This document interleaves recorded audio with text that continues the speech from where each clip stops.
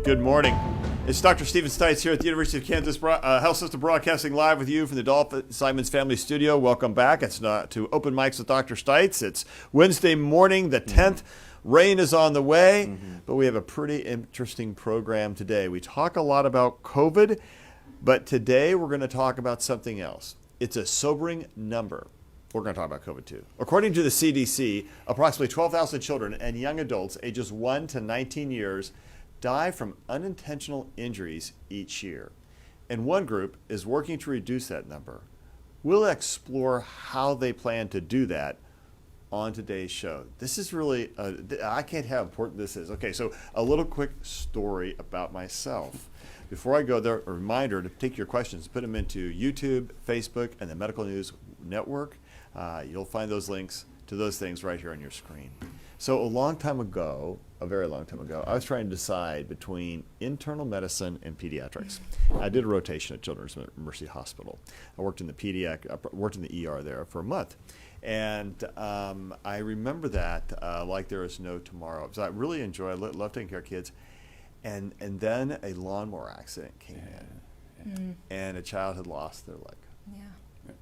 And been riding in somebody's lap, and the lawnmower overturned, and it's one of those riding lawnmowers. And I will never forget that, because at that moment I said, I cannot be a pediatric physician, because I'm fine with the well kids, but these sick kids are kicking my heart. And I went on into adult medicine, and I loved it, had a great career. But I remember that formative moment, and I remember the pain, the anxiety. It's one thing if I'm sick, to make a child or a grandchild be hurt or injured. I can't imagine the burden of that for all of your life. And so I welcomed this conversation today. I think it's going to be hard. I'm delighted to have our panel here with us this morning. But first, before I introduce them, Dana Hawkinson. Yeah, hi. So cases today, holding steady, 16 active infections, 2 in the ICU, 1 in the on the ventilator. 3 in the ICU, 1 on the ventilator. So basically, we have 1 fully vaccinated patient in those 16 active infections. We also have 21 additional meeting that recovery period, recovery criteria, so 37 total infections. But just hovering right we're there. Just hovering right there. Yeah. And guys, when we talk about that, can we just throw those maps up there for just a moment? I wanted to talk a little bit about these maps, and this is a map we talk a lot about. These are hotspots in the United States. About a month and a half, 2 months ago, we were showing these a lot, and it was Missouri, especially southern Missouri, but broken into northern Missouri, Iowa, and going north, but it really gone into the southeast. And you can tell now that part of the country, a lot safer. But we've talked more recently about Colorado, Montana, Idaho, going north, and also note the outbreak in the more heavily vaccinated Northeast. Now this, with about 68 to 70% of Americans now over the ages of 18 who've been vaccinated. So we know as much as we talk about anti-vaxxers, really we are making headway. Maybe we want to go faster, but we are making headway. So that's good news. But the places where we're going to be most vulnerable, and look at this map more closely. If you look out there at western Kansas, it's difficult. And you look at this part of the map, this is kind of the map where we think you have the highest levels of risk. And you can see how that deep purple is going. If you look at the following map, and this is one that I think we have to pay attention to, this is the cases by region. You see Alaska has really kind of had this big pop up there, but then look at the far right of that map. And you can see in 3 out of the 4 regions, cases are trending back up again. Why is that? And the answer is that Delta is different. It's still highly transmissible. The weather's getting colder. Things are starting to pick up in some of these regions. We just have to be cognizant. It's great that we have 70% of eligible Americans over the age of 18 vaccinated, but it's not the whole story. And if you take your masks off and you go inside, we're still at risk, and we have to be very thoughtful about that. So just remember, the rules of infection prevention control, they've kept you safe all the day long up until this moment, and they will keep you safe going forward. Let's see if there's any reporter questions out there today.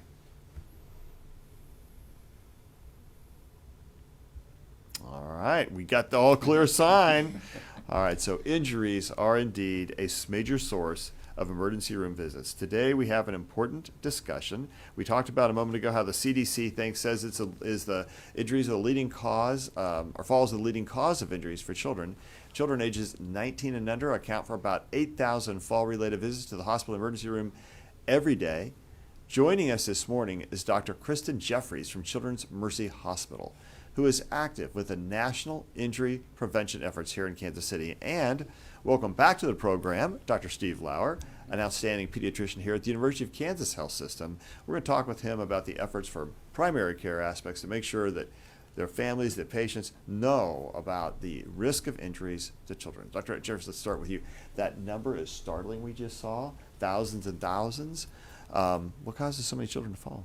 Yeah, and it's really startling. I think falls we know are the most common cause of injury, and I think you can think about falls from playground equipment. We think of falls from furniture, windows, and so kids are exploring their environment. They're curious about what's going on, and so they're also not the best at assessing risk, and so they take risky behaviors, and that's just part of their development, and they're still getting those motor skills and the coordination. So all those reasons places them at risk for falls injuries. And okay, parent, raised 3 kids, loved my children so much. My son was a climber. Yeah. And he loved to climb. And one night, and I think he was like 2 or 3 years old, and he had turned over chairs and gotten up on a countertop and wanted to get to, like, don't judge me here, a Pop-Tart, and because I was a staple in my household, and our household, and then was on the counter, standing up, getting into the cabinets, and then he couldn't figure out how to get back down. Mom. And fortunately, my wife, who wakes up better than I do in the middle of the night, heard that little voice and got downstairs and got him off the countertop. Had he fallen or landed on that chair, that you look at that kind of event as a parent, and you're like, that's really close to disaster. Right. So how do we look at that question? Why are injuries the leading cause of death in children? Yeah, it's a great question. I think something we're working to figure out how to best protect kids, but we know that every day 20 children die from preventable injuries, and so if you look at the number of deaths caused by cancer or infection or cardiac reasons or any other reasons combined, they still don't equal the number of deaths caused by injuries. It's really impressive. So kids, we talked about, are curious, and so they're going to be kids, and we can't speed up that development of their brains and their coordination. So it's our responsibility as adults to help make their environment safe for them to play and to live in. So that's why the organization that I'm involved with, the Injury-Free Coalition for Kids, got started, actually. Some physicians noticed that there were injuries occurring in their communities and wanted to try to address those and find evidence-based ways to decrease these injuries and work with their communities. And so we've grown since then in the past 25 years, and so now we're found nationwide and have 40 sites. So that's approximately a very, very big deal, right? Yeah. So your organization is planning an event that turns cities green. You have a green T-shirt on. I do. I think I'm it wearing must it be today. related somehow.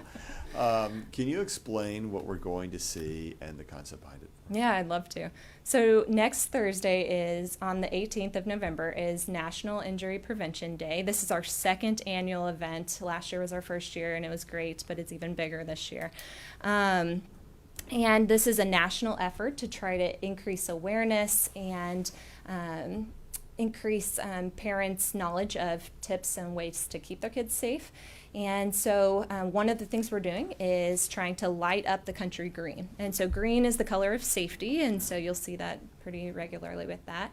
And we are going to have monuments in cities lit up nationwide. And so here in Kansas City, actually, we'll have Children's Mercy, St. Luke's, Sporting KC Stadium, Charlie's house and the Longfellow neighborhood are all going to be lighting up green, and so you'll see it throughout the city. Topeka is going to have the Evergy Plaza, and then St. Louis, you'll see the big Ferris wheel is going to be lit up green, and then the Blue Stadium. So we're really excited to see those and for people to ask what's with the green, and for us to have the opportunity to talk about injuries. And so that's a big deal. So now here in Kansas City, we're going to talk a lot about firearm and home safety, like chairs turning over and letting children climb on countertops for Pop-Tarts. There's a lot of things wrong with that.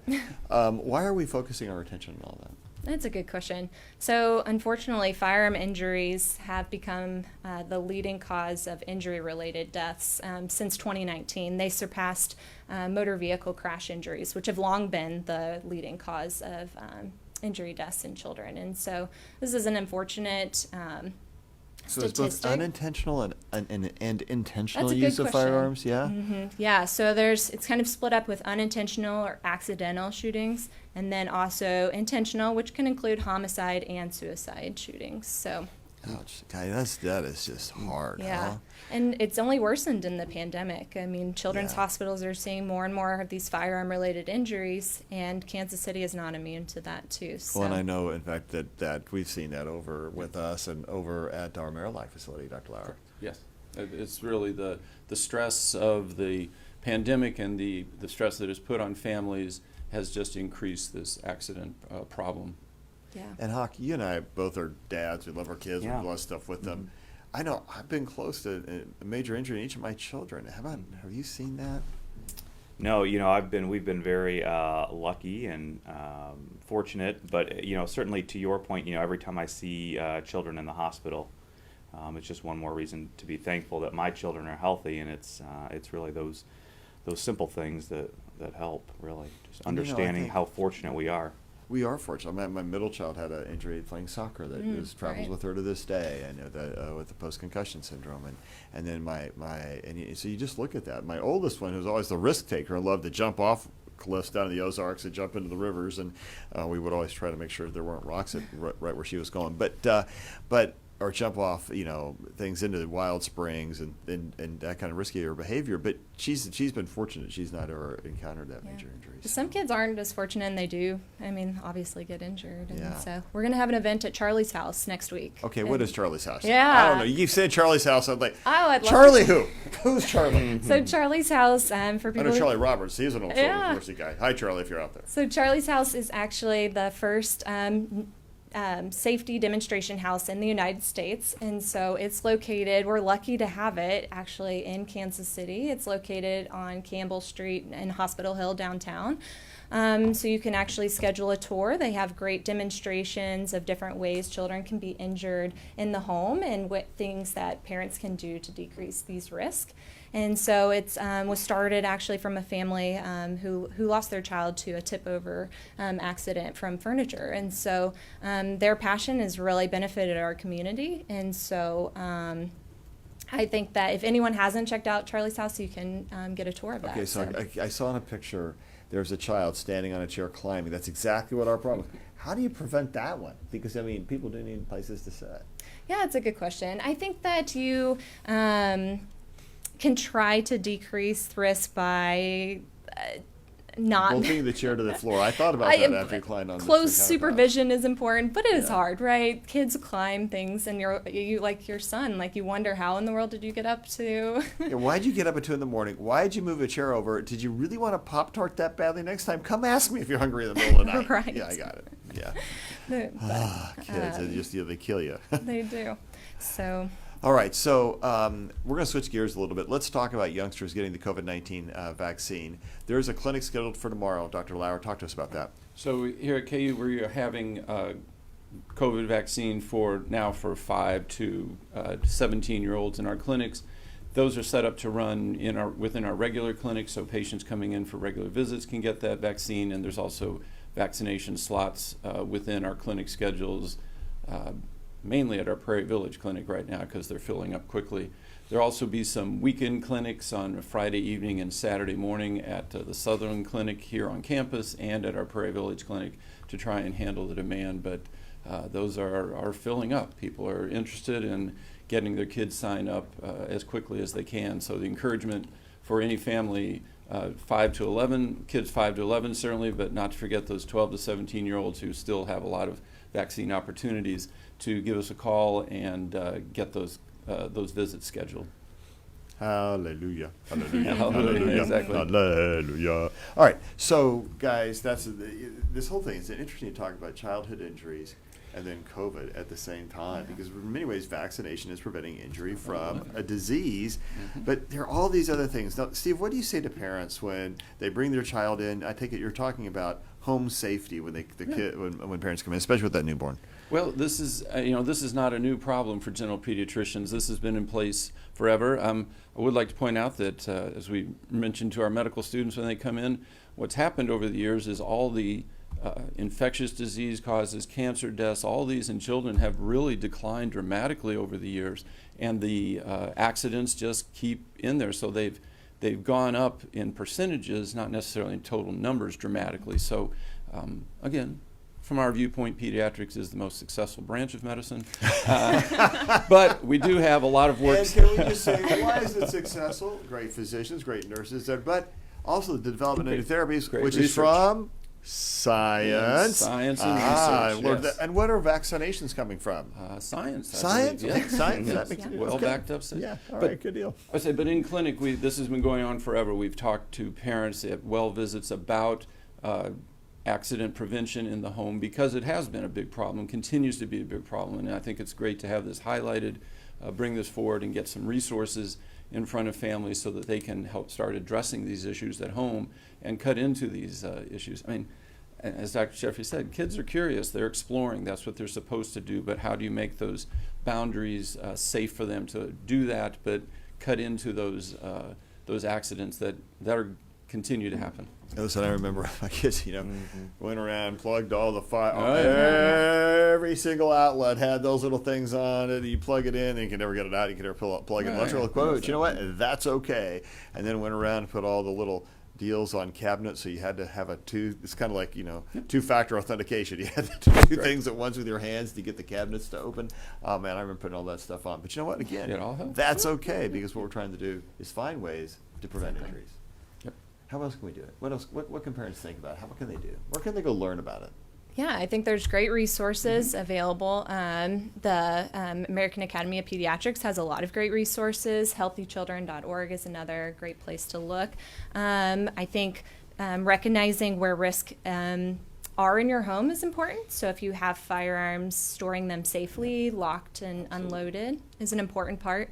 I think using correct car seats intended for your child's size and weight, those are important ways. Preventing burns in your home, in the kitchen, in the bathroom. There's lots of different ways you can do it. As we head into wintertime, it gets a little seasonal, so the question about burns in house fires starts to rise up again. So families taking a look at how they're heating their house, where those extra heaters are, and making sure they're safe. Summertime, we talk a lot about drowning. There's a lot of water in our area, and I think it's really important that kids, they don't have to be Olympic swimmers, but they have to know how to get to the side of the pool. And that's the kind of thing that families can be proactive on and get things in place to help prevent these kinds of injuries. As you said, it's a terrible thing to happen to any parent. Most of these kinds of injuries, in one way or another, are preventable, and it's a terrible thing for a parent to have to live with. So we really want them to be thinking about these ways to fix these problems, get ahead of it. While you can't bubble wrap them, you got to let the kids be out there and doing stuff. But there's a lot of things that can be done to dramatically reduce these chances of these injuries. Yeah, that is just so important. And I think that you don't always know. That's what always struck me as a parent, is that you have to really stop and think about it, because you have to really readdress your life. You have to readdress your home and trying to make sure that those kids stay safe. It's all about the priorities, because I just think about the folks with that lawnmower accident. Right. How would their lives changed in that instant, and how did that child's life change in that instant? That's just tough. Yeah. It's heartbreaking for us too. So It's terrible stuff to see. Yeah, it is really hard. All right, Jess, let's see what questions we have out there this morning. We could sit here and talk about this for quite a while because we're going to paint the city green, I think, it sounds like, in Charlie's house. But let's see what questions our viewers have. All right, let's do it. So Dr. Lauer mentioned the bubble wrap. So that's what this question has to do with. And Tiffany was wrap. saying as Don't parenting do that. What's that? Don't do it. But Don't really do that. It was being a jest. Well, let's be honest, though. As parenting has evolved or changed, and that's sometimes criticized, as we know, and we hear the word helicopter parenting and wrapping their kids in bubble wrap. The question is, have we seen that affect the numbers? Have we seen reduced numbers because parents do things differently and are always 2 feet away and hovering over? Some people like that, some people don't. But do we at least see less accidents because of that? I think the numbers, if you look at it in the big picture, seem to be fairly constant despite all this. There have been some improvements, especially in motor vehicle accidents and injuries there, but the numbers just keep going. And I think it just speaks to the creativity of children and their ability to come up with ways to get to explore that their parents didn't think about. So besides that hovering, I think there's also the idea of, as kids get older, how do you teach them about what is dangerous? A 1-year-old or 2-year-old, you can't have a discussion about electricity and what it means to put your finger in the plug, but an older kid you can. And I think that's, instead of just insulating them, trying to educate them in age-appropriate ways could help on this. Dr. Jeffries, if you were going to list the top 3 or 4 causes of pediatric injury leading to death, you mentioned firearms, which, man, that's just, come on, we got to do better than that. That's accidental firearms discharges, that just should never happen. But talk to us about the other ones. Yeah, it depends on the age group. Like they differ actually based on how old the child is. And our younger children, they're at highest risk for drowning, and so that's why it's so important for lessons and to protect, put fencing around your pool or areas around that. For older kids, you may see higher incidence of poisonings, like finding medications in the home or cleaning products and thinking that they're candy or anything like that and drinking those. Motor vehicle crashes are a huge issue in our teenage population as well. They get their license and they want to drive fast and they may not always wear their seatbelts. And I think we've come a long way, like Dr. Lauer was saying, from where we are, and a lot of that is contributed to legislation and safer products and cars and things that we can buy. But there's a lot of room we still have left to do. So the onus is not just on parents. I think it's a multi-layered approach to trying to protect kids, but I think that there's a lot of different reasons. I don't know if you have any other things to add.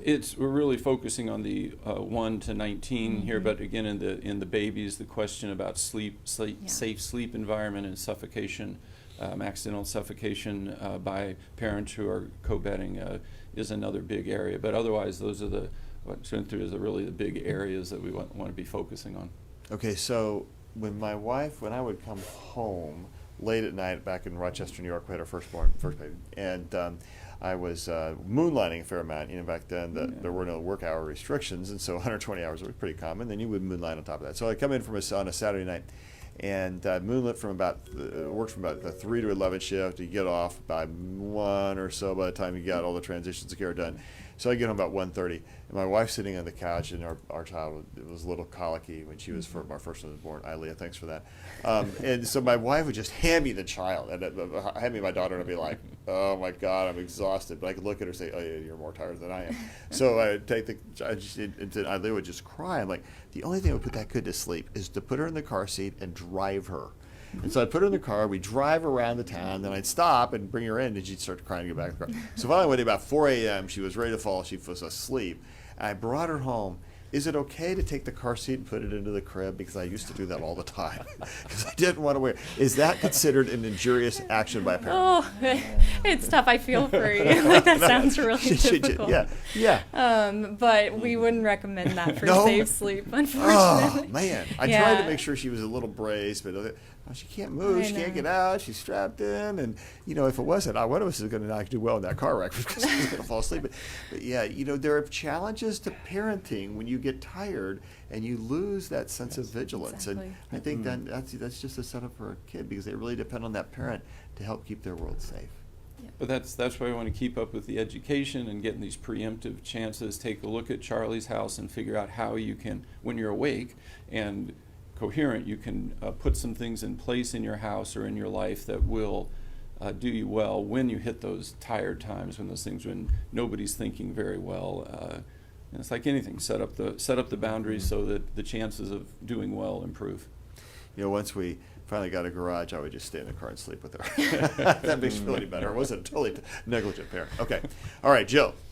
Jess. Sorry, Jill. Jess. That's all right. We're often interchangeable. We know that. Yes. Yes. So Carol has a question, and I'm glad she asked it, because I was going to ask something as well that goes along with this. So Carol wanted to know when a fall should be looked at. And I'm asking this personally because the other day my 8-year-old fell out of a chair. She was just kind of messing around on a kitchen chair. So she fell maybe, I want to say 18 inches, but it was enough to bust her eye open. I thought she needed stitches, but I made the decision to try to fix it myself. Yay, me.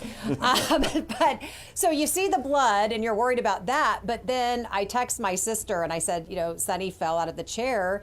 And she goes, well, every fall should be looked at. So I said, but she didn't fall very far. So the question is, how do you know when a fall should be looked at? And, you know, I would imagine even falling a short amount of time could cause an injury. So what advice do you have? Yeah, I think we see this all the time. It comes into emergency departments, pediatrician's office. So if you're ever concerned, I mean, please feel free to come and see us, obviously. I think if you're concerned that your child lost consciousness with the fall, I think that's an important thing. Or if you're concerned there's a broken bone or a really large gash that's going to need some stitches, I think those are definitely reasons to come see us. But I think you can use... Go ahead. Every fall would be, you're going to spend that's a a lot lot. of time in the emergency room. A lot of bumps and bruises on Yeah. kids. For sure. Okay, so you're probably tired of hearing about my child's stories. I have to come and have all introduced them. But my middle child, every time she bumped her head, and she's the one that had the soccer injury, but she just got these huge welts. I mean, she's this big thing, like, kid, you barely did anything, and boom, there it was. Yeah. But again, the questions we'd be asking is, how is your child behaving? Do they seem normal? And frankly, I ask the question a lot of who's bothered most. And when it's the parent, you can probably take a little time at home and make sure they're okay. If the child really seems to be the one most bothered by it, I think that in general is somebody we'd be glad to take a look at. I like that. That's a good. The parent's the one who's bothered the most. Take your breath. Take your pulse. That's what we say. The first procedure in a cardiac arrest is Take take your own pulse. Yeah, there you go. Okay. Jill, Jess, whatever your name is, J and K. How about that J and J? That's the play on the COVID crisis right Whatever there. your name is. Okay, I'll take it. All right, Jess.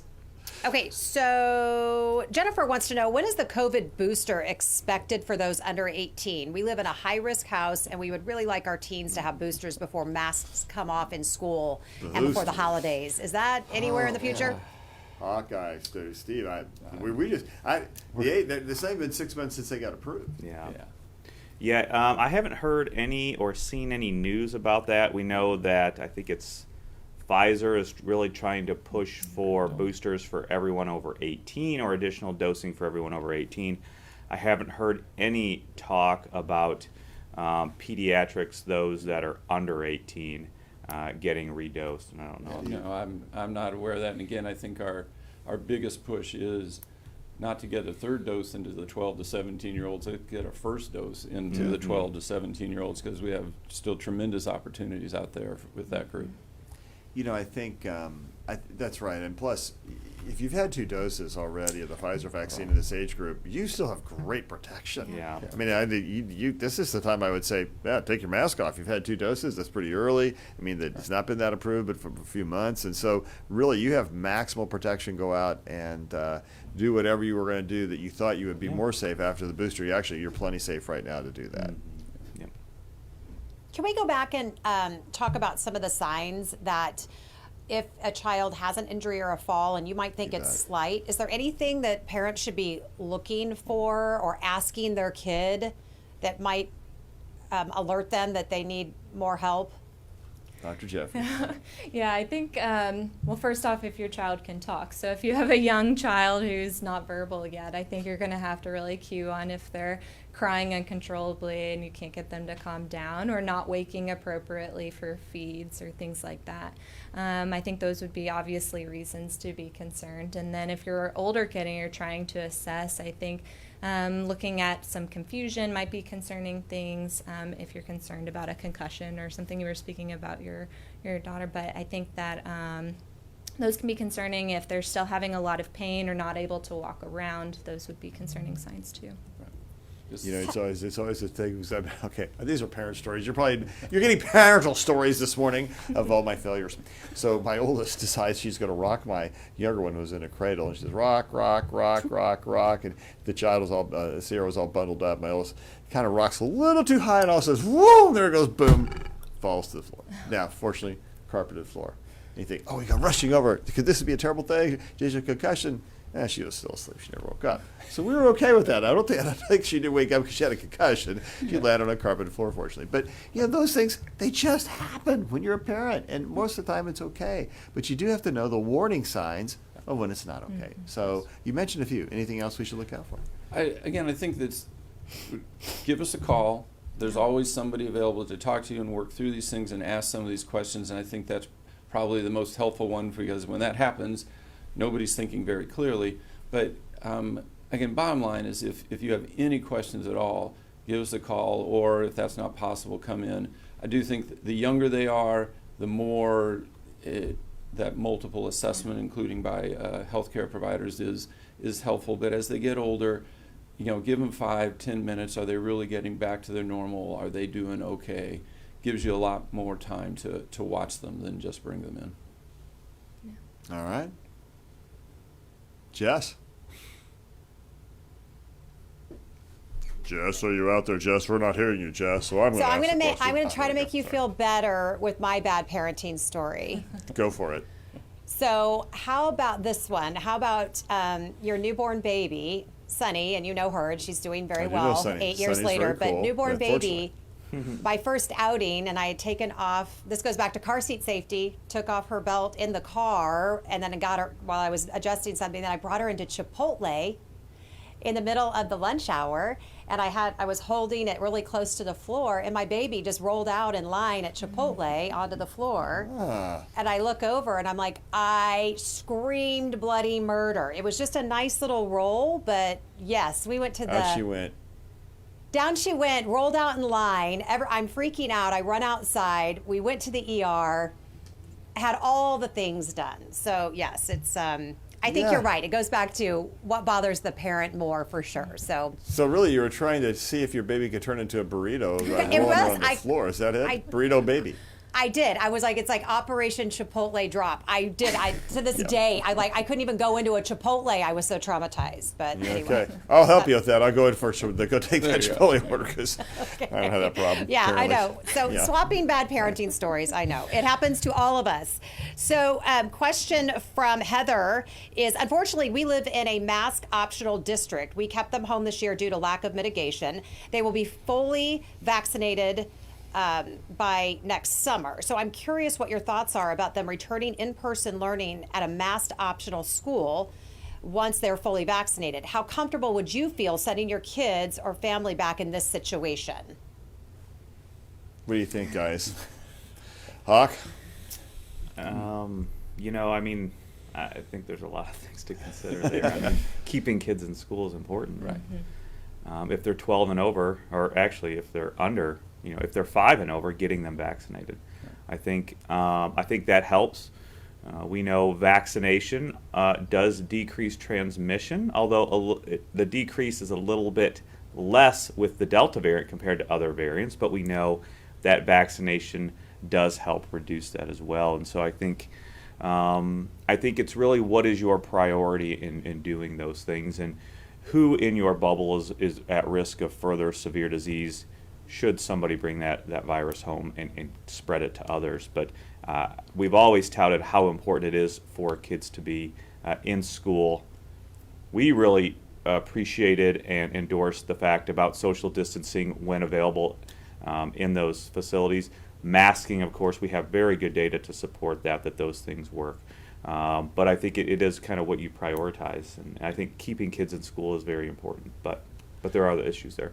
I'd say even in mask optional, that's other people, your responsibilities to your child. And so if we'll keep coming back to it, vaccination is the way out of the pandemic. So having your child vaccinated, they're wearing a mask. What's the school doing otherwise in terms of mitigation strategies that reduce the risk of your child picking up, of getting COVID, balanced with how are they doing at home and how are the parents doing at home, being teachers. And again, we learned, as Dr. Hawkins said, we learned a lot about the importance of having kids in school last year. So there's no single answer for everybody on that, but it is important to be able to get them into school. And so working with your school district and the actual school to understand what they're doing to help mitigate the risk, it would all be in that conversation.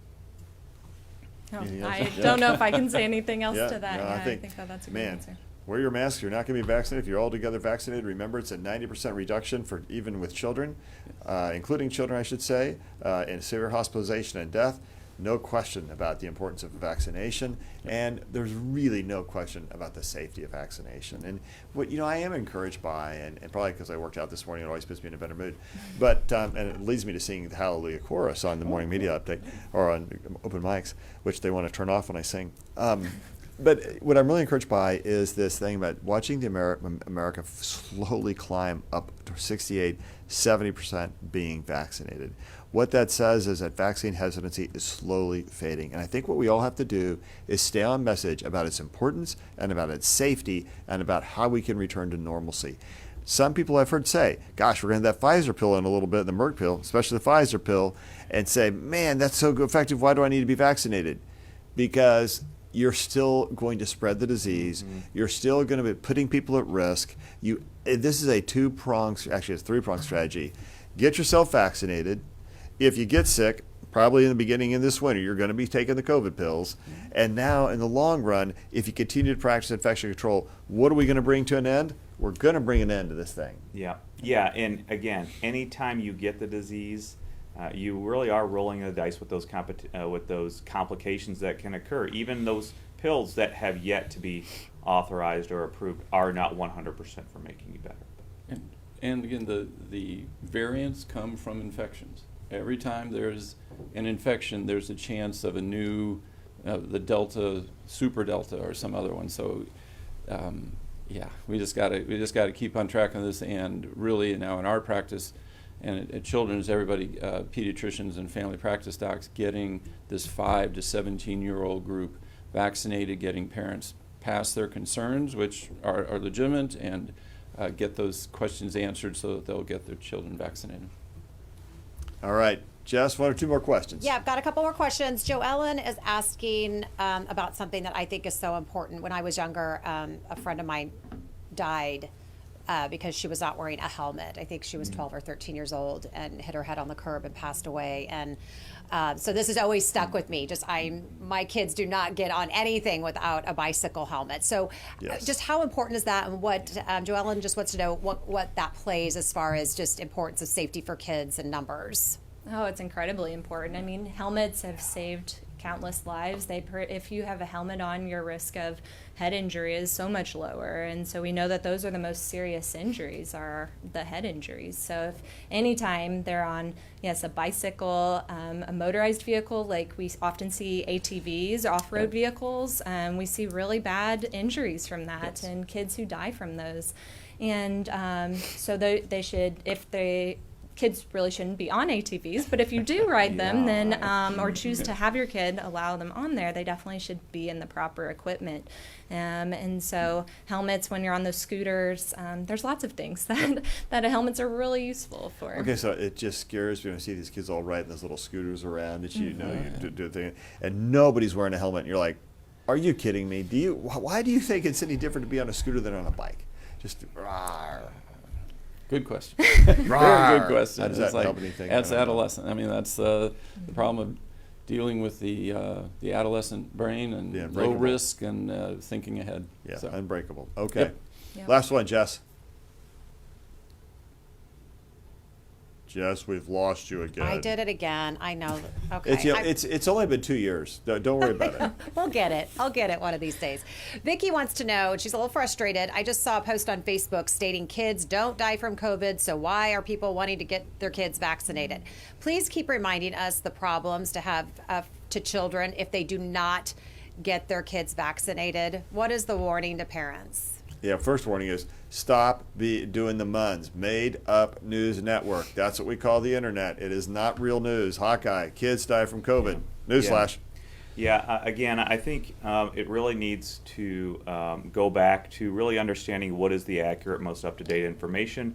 Certainly when the pandemic first hit, we saw that kids were not really affected. You know, that holds true for the majority. But we do have updated information now, and so it's really, coming back, not really using the 2020 data, but really the 2021 data. We do know and understand that although the majority of children will not suffer a lot of ill effects, we know they do have risk of severe disease and going to the hospital and dying, although it's small, thankfully. We do know that they can be affected by long COVID symptoms. I mean, we've talked about how heartbreaking it is to see a child who's hurt or sick or ill. What about a child who can't be out running and jumping and playing on the jungle gym because they have that fatigue or they have chronic cough or headache? We know that they can be affected by multi-system inflammatory disorder. But in addition, we also know that children can spread the disease to others. And so it is also important to get vaccinated for that. We know that you can have a decrease in transmission from vaccination. So there are a myriad of reasons to get children vaccinated. Not to mention, Steve, still no major risk from vaccination in children. It's really safe, including safe. the myocarditis thing. Not a big deal. That one, and it came up in a conversation yesterday with the mom in clinic, and I think this gets back to the way some things are presented. What the vaccine actually does is have about a 90% reduction in the chance of getting myocarditis from COVID. But it's out there, so there's a risk from the vaccine, which seems to be true, but compared to infection, greatly reduced by getting your child vaccinated. And the risk is it's a very mild self-limited. very mild It doesn't transmission, matter. yeah. So the reality is no major side effects. Correct. Yeah. No major side effects related to this. In our world, there is no such thing as an acceptable death, and that's that just isn't. These are preventable. Yeah. And I think that was a great point, too. Your risk of actually, if you get the infection, the virus, for those adolescent boys, they have a 6 times higher chance of getting myocarditis from the infection than they do the vaccine. If you're an adolescent girl, you have, I believe it's like a 20 times higher chance of getting myocarditis from the infection compared to the vaccine. So it is very important for that reason as well. And again, the vaccine-induced myocarditis is nothing. The COVID-induced myocarditis, well, that's something, and it's bad.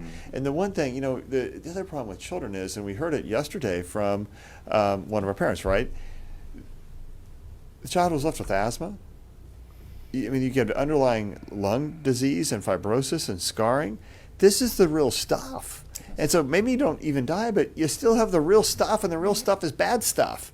So why do you want to take a risk of bad stuff when you get vaccinated and eliminate the risk? This is like, science versus made-up news, right? Which one are you going to choose? Remember, every time you take a medication, you're taking it on the basis of science. Why not take vaccination when it has been proven over 1 billion times how safe it is? So, Jess? Hey, Dr. Stites, so on that note, we've been asking people to send in photos of their kids getting their vaccine and celebrating and giving us the thumbs up. So I want to just give a quick shout out to Hudson and Carson. Very excited to get their shots yesterday. So we're just asking parents and caregivers to send in pictures so that we can encourage other people to get their kids vaccinated and kind of give a shout out to these kiddos for doing it right. I love it. That is doing it right. All right, well, let's get to final thoughts from our guest, Dr. Jeffries. I'm going to start with you. You look good in green. Love the whole green light thing. Help us get a reminder about this injury prevention. Yeah. So we've heard multiple times injuries are preventable, and National Injury Prevention Day, I think, is a really unique opportunity that we have next week on the 18th to really raise awareness and help families find ways to prevent these injuries. And so we encourage you, there's a couple of different ways you can find information. You can find it at our website on injuryfree.org. You can pick up a green light bulb at Charlie's house if you're interested in lighting your own porch up green. And then we're actually going to have a Twitter chat if you're on Twitter next week at 12 p.m. Central Time. So the hashtag's #BeInjuryFree. And we're on all the social media channels, so you can always find us on any of those at Injury Free Kids. And so. that part is not fake news. So that's No, good news. we share a lot of great tips. So. All right, Dr. Lauer. Again, just keep talking with your child's healthcare provider about these ways to help prevent these injuries. It's an ongoing one. Kids grow up and get older, and they just keep finding new ways to come up with injuries. So it's part of being a parent, and we're glad to be a part of helping you with that. Yeah. Again, these vaccines, the benefits greatly outweigh any risks associated with the vaccines, even for children. We've just talked about the complications that can occur when you get the infection itself, and those complications you're at higher risk of those than anything from the vaccine. Also, just got word as well that there's been another paper retracted because of false or inaccurate information about the benefits of ivermectin and the Math Plus regimen as well. So they had touted the mortality rate as 6% when it was actually 28% in those people getting ivermectin and the Math Plus. So second article retracted this year from that author. So again, I think we continue to be consistent and adhere to the NIH treatment guidelines, which we are doing here. And also, we know that KU basketball got a win last night. They did get a So win they last trail night against Michigan State. Kentucky now for all-time Division I men's basketball wins by only 3. I like And it. of course, we have our not-so-secret weapon, head coach Bill Self. So hopefully we can overtake Kentucky this year. You're not a shout-out at all. You're not a homer at all. They look pretty good. All right, all right. Well, listen, just remember that in the court of reality, COVID is guilty. They're guilty of doing bad things to you and to children. Vaccines are not guilty. They are safe, and they keep us all safe. And we love the work of Dr. Jeffries and the team for helping prevent injuries in children. Every time I told that story, in my heart, when you're with your child and you think, that was a near miss, man, how hard is it if it's not a near miss and it's real hit? Keeping our children safe, keeping our lives safe, keeping each other safe so we can all live long and prosper. We're back tomorrow. We'll see you soon. Subscribe to our morning medical update and open mics with Dr. Stites podcasts. Now everywhere podcasts are available.